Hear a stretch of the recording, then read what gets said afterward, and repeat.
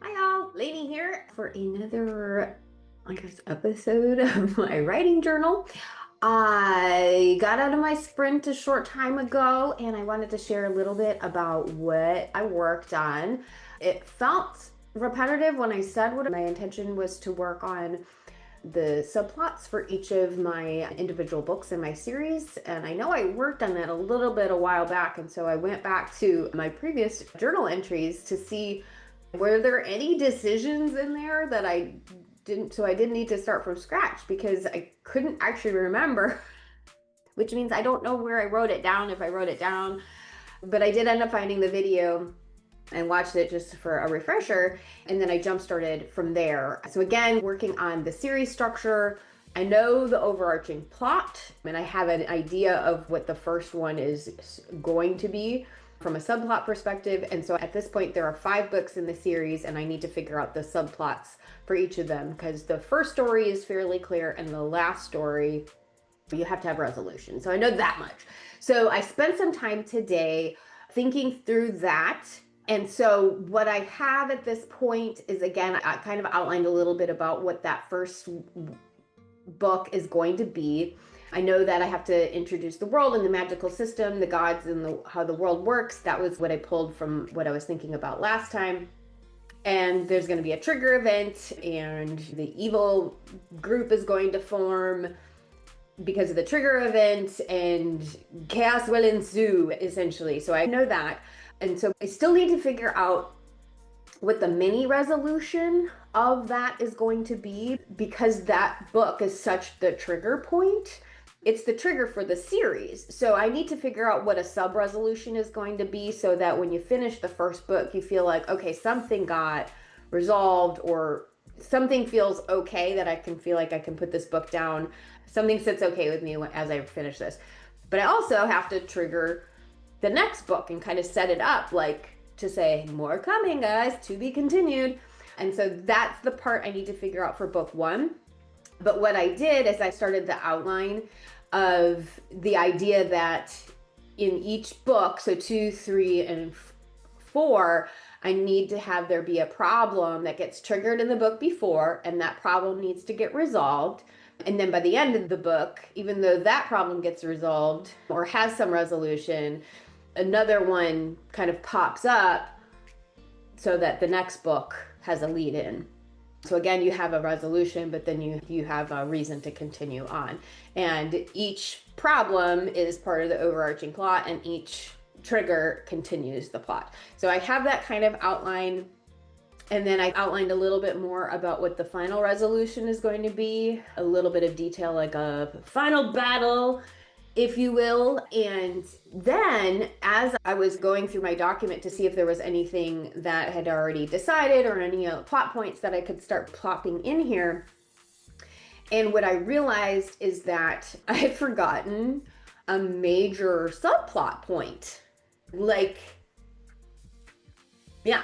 So there's the arch, which is the idea that I started with, but there is a major subplot point that needs to be woven throughout the whole story.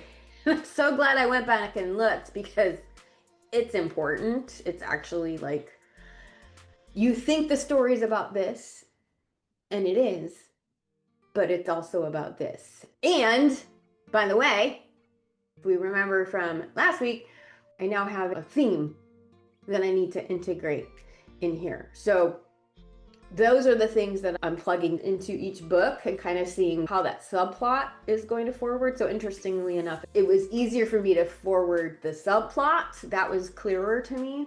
And I just kind of did the outline of the major story arc, but I have places to put things. And then I understand the resolution and the thing that's going to make us all feel like, okay, the adventure is over. I feel good about this. The world is the way it's supposed to be. So I have that, and that feels good. The sticking point that I ran into, which is a little ironic, is that my problem right now is I don't know what the problems are. So what I need to brainstorm is, so the trigger event is going to be in book one and it leads to the whole plot, right? But then there needs to be these sub problems, and they should stem from the trigger event. Because of the trigger event and this evil group forming and them disrupting, this problem happens, this problem happens, this problem happens. And I don't know what those are.